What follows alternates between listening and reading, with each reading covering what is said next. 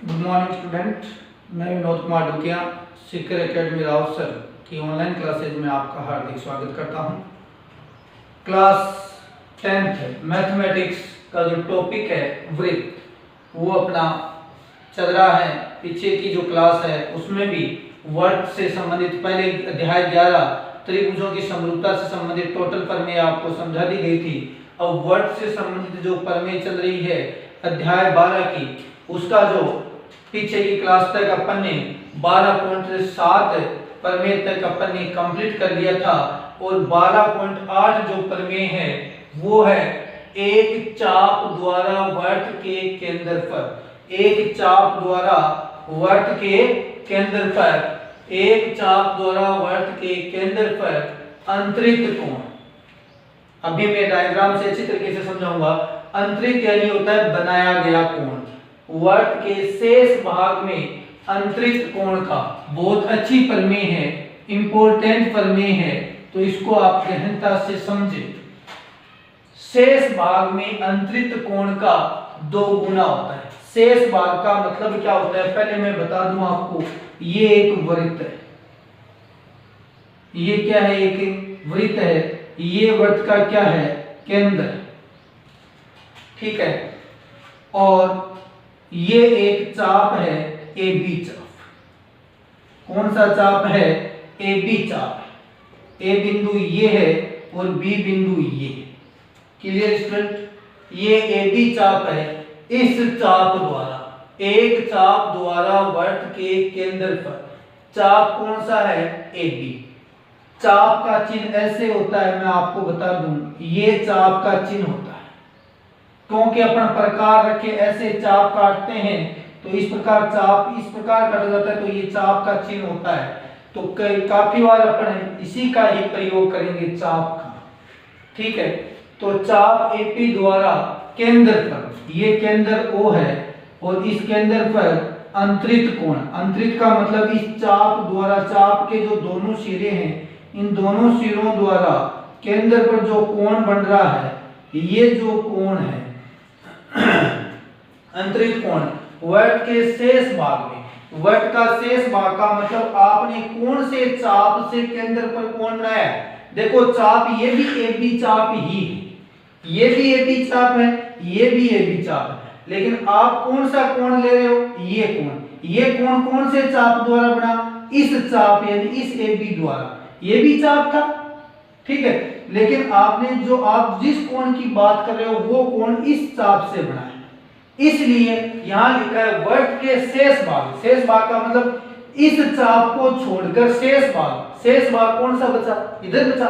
इस भाग में अंतरित कोण, इस भाग में कहीं पर भी इस चाप से कोई कोण बनेगा, इस चाप से कोई कोण बनेगा तो वो कोण वृत्त के शेष भाग में अंतरित कोण का क्या होगा, 2 गुना। ये जो कोण है इस शेष भाग में बने कोण से क्या होगा, 2 गुना।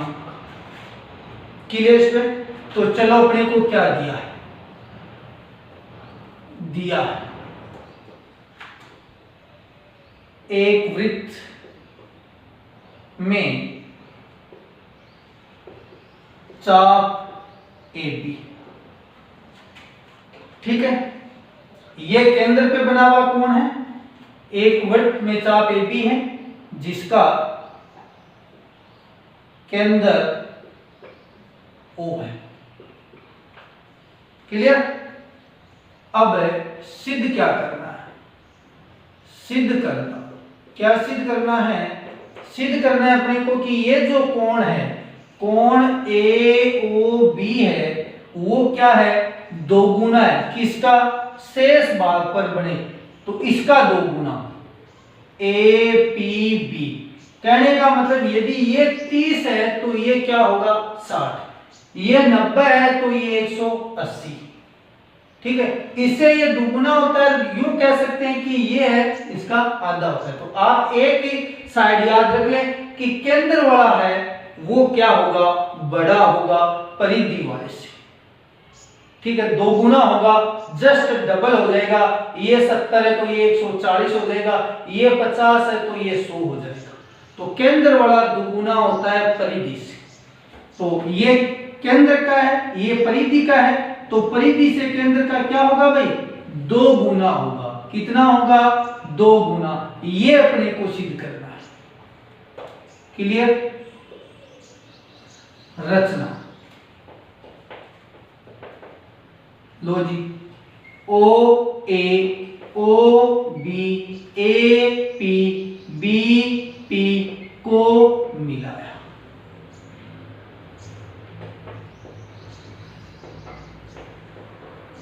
अब देखो थोड़ा सा इस प्रकार के जो प्रश्न होते हैं, जिन प्रश्नों में कोणों का ज्यादा योगदान हो, तो वहां आप क्या है, अब जैसे मैंने एक तो इतना बड़ा कोण का नाम लिखा है और उनको आप क्या कर सकते हो, एक संख्या के रूप में व्यक्त कर दोगे, तो अपने लिए क्या है, क्वेश्चन करना आसान हो जाएगा।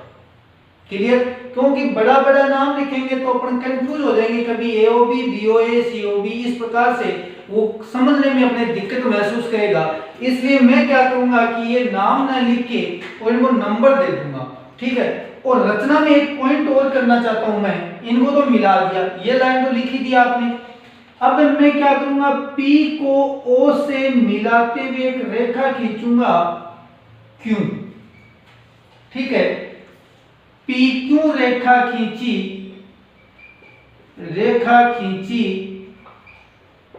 जो O से गुजरती है, या PO को आगे क्यों तक बढ़ाया, जो O से गुजरती है।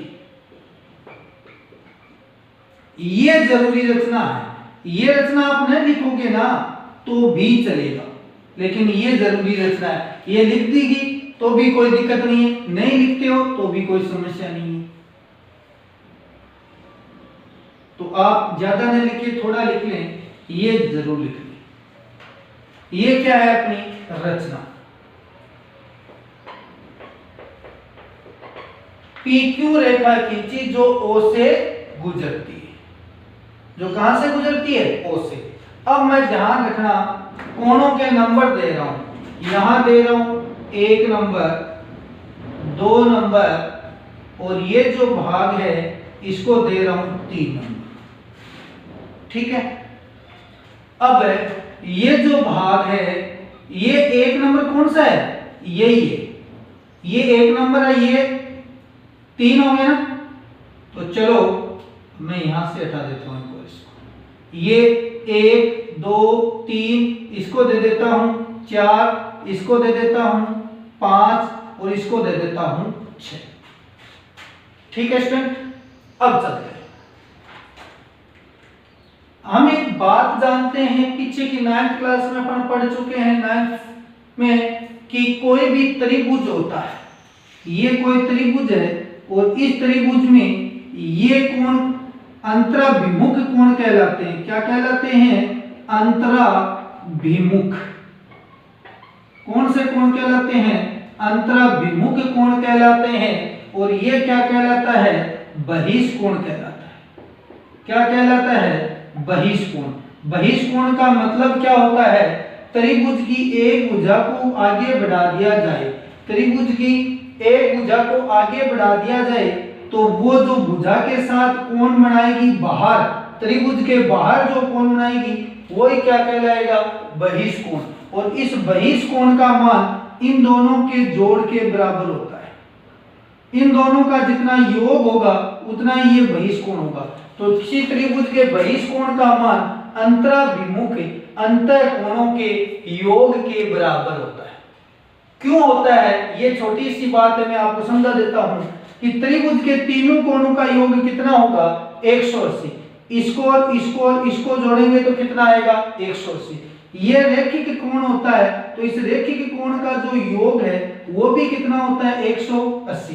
तो इसका मतलब इस कोण में ये जोड़ेंगे तो भी कितना आएगा, 180, और इस कोण में ये जो दोनों कोण जोड़ेंगे तो भी कितना आएगा, 180। इसका मतलब कि ये दोनों और ये जो बहिष्कोण है ये क्या होते हैं, बराबर होते हैं। ठीक है। तो ये जो प्रमेय है वो आपको नहीं करवाई जा रही है।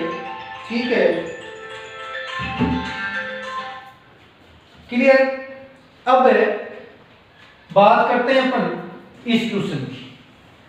ठीक है, इस क्वेश्चन की बात करते हैं तो क्वेश्चन के अंदर क्या है भाई, जो कोण है, तो भी मैंने आपको बताया कि त्रिभुज APO से, कहां से, APO से, ये क्या है, बहिष्कोण। बहिष्कोण कौन सा है इसका बहिष्कोण, कोण 3 किसके बराबर होगा, 1 और 2 के बराबर, कोण 1 प्लस कोण 2, इसको क्या कह देता हूं, समीकरण नंबर 1। ठीक है, और इसी त्रिभुज की मैं बात करूं, क्या बात करूं कि OP कोमा OA, OP बराबर OA क्या है, त्रिज्याएं हैं। क्या है, त्रिज्याएं हैं। जब ये OP और OA वर्त की त्रिज्या है तो इस त्रिभुज का नाम क्या हो गया, इसलिए त्रिभुज APO एक समद्विबाहु त्रिभुज है। क्या है, समद्विबाहु त्रिभुज है। तो यहां से दो बातें निकली कि इस त्रिभुज के बहिष्कोण का मान इन दोनों अंतराभिमुख अंतःकोणों के योग के बराबर होगा। दूसरी बात, OP और OA वर्त की त्रिज्या होने के कारण बराबर होगी। जब किसी त्रिभुज की दो भुजा बराबर हो तो वो त्रिभुज क्या होता है, समद्विबाहु त्रिभुज है। ठीक है, और समद्विबाहु त्रिभुज होते ही जो दो भुजाएं बराबर, उनके सामने के कोण भी क्या होंगे, बराबर। तो कौन कौन से कोण बराबर होंगे, समान भुजाओं के सम्मुख कोण बराबर। तो यहां लिख देता हूं मैं, समान भुजाओं के सम्मुख कोण बराबर, सम्मुख कोण बराबर होंगे। चलो, तो इनके समूह कोण बराबर करेंगे तो क्या होगा, कोण 1 बराबर कोण 2, कोण 1 बराबर कोण 2। क्लियर। तो कोण 1 और 2 की सहायता से आप क्या कह सकते हो, देखो अपने को सिद्ध क्या करना है, AOB में कौन सा कोण काम आ रहा है, 3 और 6। APB में 1 और 4। तो इसका मतलब यहां जो 2 है ना, इस 2 का कोई मतलब नहीं है। ठीक है, तो 2 को गायब कर सकते हैं, हटा सकते हैं। तो कैसे हटाएं, इस समीकरण 1 में इस 2 की जगह क्या लिखा जा सकता है, कोण 1। तो समीकरण 1 व 2 से कोण 3 बराबर, कोण 1 प्लस कोण 2 की जगह क्या रख दूं भाई, 1। तो कोण 3 बराबर 2 कोण 1। ये मेरी इक्वेशन आ गई थर्ड, यानी समीकरण नंबर 3। अब बात करते हैं दूसरे त्रिभुज में। दूसरा त्रिभुज कौन सा दिखाई दे रहा है, इसी प्रकार त्रिभुज BOP से बस सेम जितना काम यहां किया था उतना का उतना काम ही यहां करेंगे। P से क्या होगा भाई, इसके अंदर भी अपन कह सकते हैं बहिष्कोण। इसका बहिष्कोण क्या है, 6। OP भुजा को आगे बढ़ाया तो 6 आ गया। तो कोण 6 किसके बराबर होगा, 4 और 5। क्वेश्चन समीकरण नंबर 4। BOP एक समद्विबाहु है, क्योंकि सीधा कारण ही लिख देता हूं, क्यों है, क्योंकि इसमें भी दो भुजा बराबर है, BO और PO, क्योंकि BO बराबर PO त्रिज्या। जब ये दो भुजाएं बराबर तो इनके सामने के कोण भी बराबर। इसके सामने का कोण 4, इसके सामने का कोण 5, तो कोण 4 बराबर कोण 5। समीकरण 4 व 5 से अब देखो, अभी मैंने बात की थी कि एओबी में 3 और 6 चाहिए, एपीबी में 1 और 4 चाहिए। तो इसका मतलब यहाँ 6 और 4 दोनों को काम में लेना है। किसको काम में नहीं लेना है? 5 को। तो यहाँ 5 की जगह 4 रख देते हैं। 2 कोण 4। अब आपके सामने ऐसे दो समीकरण प्राप्त हो चुके हैं, 3 और 6, कि जो जो कोण चाहिए वो अपने को काम में चाहिए। अब देखो AOB कैसे बन सकता है? AOB कैसे बन सकता है? जब 3 और 6 को जोड़ दिया जाए, 3 और 6 को जोड़ दिया जाए, तो यहां क्या लिखूं? समीकरण 3 व 6 को जोड़ने पर जोड़ेंगे तो कोण 3 प्लस कोण 6 बराबर 2 कोण 1 और 2 कोण 4। कोण 3 प्लस कोण 6 ब्रैकेट बंद, 2 कॉमन, कोण 1 प्लस कोण 4, 2 कॉमन आ गया है। ये 2 कॉमन क्यों आया है? क्योंकि 2 गुणा में है, क्योंकि 2 क्या है? गुणा में है। तो अब इसका नाम लिख देते हैं, इसलिए क्या है ये? कोण 3 प्लस कोण 6 का नाम क्या हुआ? AOB। और कोण 1 प्लस 4 का APB। इसीलिए मैंने यहां संख्यात्मक भाषा का प्रयोग किया था। क्लियर?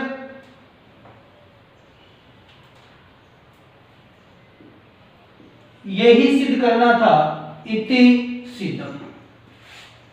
यही अपने को सिद्ध करना था कि जो केंद्र पर बना हुआ कोण है, इस शेष परिधि पर बने कोण का क्या होता है?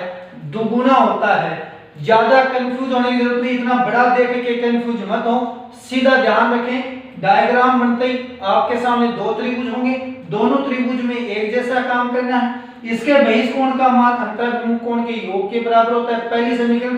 दूसरी, दोनों बराबर भुजा होने के कारण समद्विबाहु होते हैं, ये दोनों कोण बराबर। इसका मतलब कोण 3 है वो 1 का दुगुना होगा। क्लियर? इसमें कोण 6 है, 4 का दुगुना होगा। तो दोनों समीकरणों को जोड़ेंगे तो AOB बन जाएगा, इधर दुगुना APB बन जाएगा। तो इस प्रकार ये अपनी प्रमेय कंप्लीट होती है। लेकिन इसके आधार पे 2 उप प्रमेय है, उनका विशेष तौर से ध्यान रखोगे। उप प्रमेय क्या है? उप प्रमेय सेम ये क्वेश्चन है और आपकी बुक्स में सोल्व नहीं किया गया है, क्योंकि सेम ये क्वेश्चन होने के कारण उसको सोल्व नहीं किया है। तो मैं बता दूं, तो वो क्या है? ये प्रमेय न होके और सीधा उसने लिखा है, प्रमेय को बदल रहा हूं मैं, इसकी उप प्रमेय। इसकी क्या है?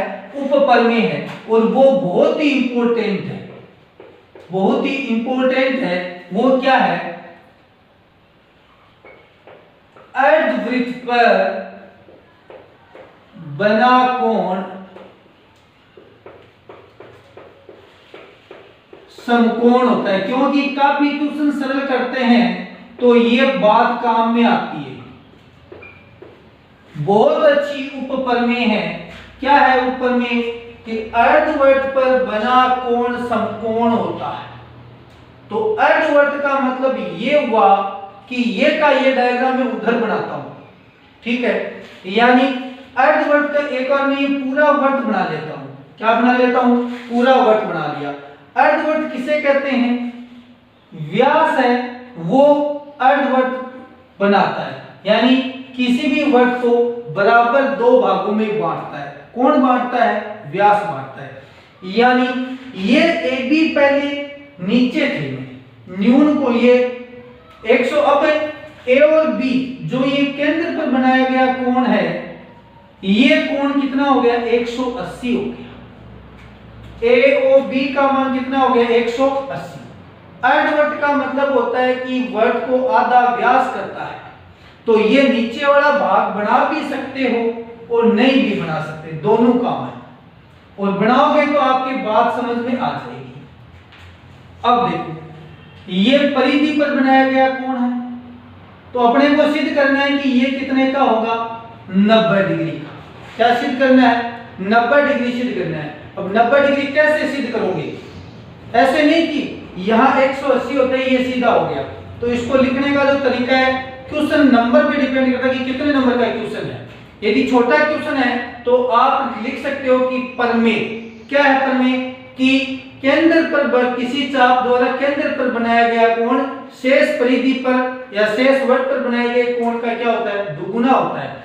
अब इसने क्या हुआ कि यहाँ अर्धवृत्त शब्द देते ही ये जो कोण है वो कितना दे दिया, 180 दे दिया। यानी AOB कितना दे दिया, 180। इधर 2 APB, तो इस 2 का इसमें क्या लगेगा, भाग। तो यहां आ जाएगा 90 डिग्री बराबर APB। APB का मान कितना आ गया, 90। यदि बड़ा 6 नंबर का प्रश्न आए तो क्या करोगे सर, यहां से हम सेम प्रोसेस यही करेंगे। ये कितने number, 1 number, 2 number, 3 number, 4 number, 5 number, 6 number, बस कुछ नहीं किया। डायग्राम ये था और ये जो AB था इसको थोड़ा सा ऊपर करके और व्यास के सीधे बना दिए। सेम ये कोण है, 1 2 3 1 2 3 4 5 6 4 5 6, ये का ये ही भाग काम में आएगा। पूरी प्रक्रिया कंप्लीट होगी, सिर्फ डायग्राम चेंज किया है, बाकी ये का ये ही है। इसमें ये लाइन लिखनी है कि अर्धवृत्त यानी व्यास पर जो व्यास के किसी बिंदु पर केंद्र पर बना कोण 180 होगा तो APB का मान कितना होगा, 90। तो ये बहुत इंपॉर्टेंट चीज है कि अर्धवृत्त पर बना कोण क्या होता है, समकोण। एक इसकी उपप्रमेय और है, वो उपप्रमेय क्या है, वो उपप्रमेय है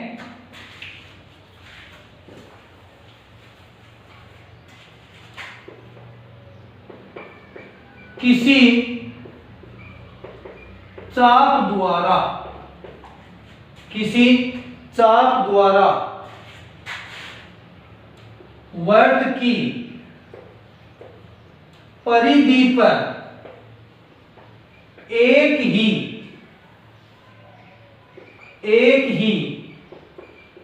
और बनाए गए कोण बराबर होते हैं। क्या है बात, किसी चाप द्वारा वृत्त की परिधि पर एक ही ओर बनाए गए कोण बराबर होते हैं। प्रश्न ये है कि ये वृत्त है, ये चाप हो गया AB, इस चाप AB द्वारा वृत्त की परिधि पर एक ही ओर बनाए गए कोण बराबर होते हैं। यानी एक ये कोण, चलो मैं एक बार 2 ही ले लेता हूं, ये और ये दोनों कोण बराबर होते हैं, ये अपने को सिद्ध करना है। ठीक है, तो ये सिद्ध कैसे करेंगे, यहां पर लेंगे केंद्र और इसको केंद्र से मिलाएंगे। क्लियर। तो ये प्रश्न सिद्ध करने के लिए क्या करना है, दिया है कि एक वृत्त में चाप AB है जिसका केंद्र O है, और सिद्ध क्या करना है, APB बराबर है AQB, ये सिद्ध करना है। तो अब आपको यहां कुछ नहीं करना, सीधा ध्यान रखें ये केंद्र O है, OA, OB को मिलाया। अब मैं हटा देता हूं एक बार यहां से। अब जो ये अपने प्रमेय पढ़ी थी उस प्रमेय की सहायता लेंगे। क्या थी अपनी प्रमेय, हम जानते हैं कि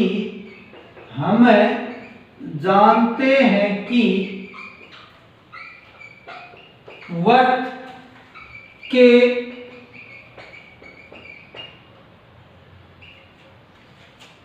केंद्र पर बनाया गया कोण शेष परिधि पर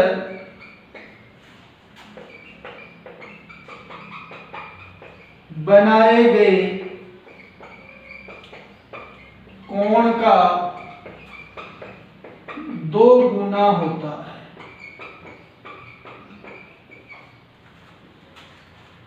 हम जानते हैं कि किसी चाप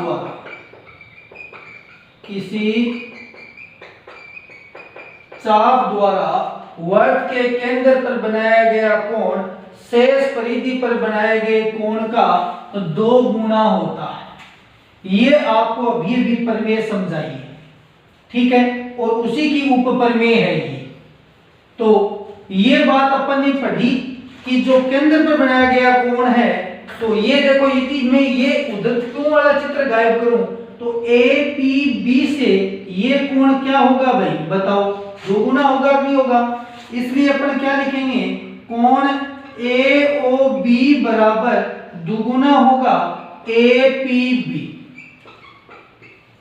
क्लियर? अभी भी प्रमेय समझाई, उस प्रमेय के आधार पर केंद्र पर बना कोण परिधि पर बने कोण का क्या होता है, 2 गुना। अब कोई कहे सर मैं ये नहीं, मैं ये देखना चाहता हूं AQB, तो AQB से भी तो AQB किसके ऊपर बना है, AB पर, और AOB, तो इसका मतलब या AOB बराबर 2 गुना हो सकता है AQB।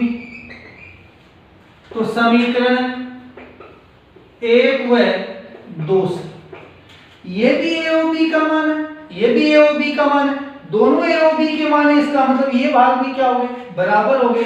तो 2 APB बराबर होगा 2 AQB।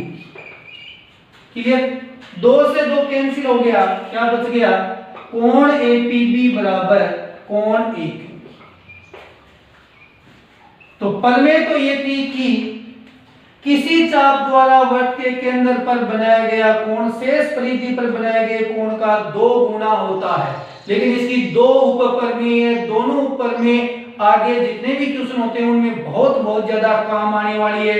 तो इसको आप दोनों उपप्रमेय को अच्छी तरीके से इनका खतन याद करें और समझ में भी आनी चाहिए कि अर्धवृत्त पर बना कोण समकोण होता है, बहुत ज्यादा इंपॉर्टेंट है।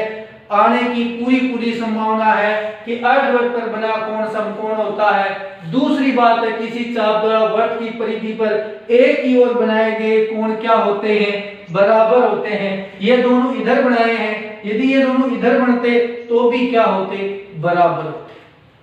तो इस प्रकार से ये अपनी प्रमेय कंप्लीट होती है। नेक्स्ट प्रमेय नेक्स्ट क्लास में देखेंगे। धन्यवाद।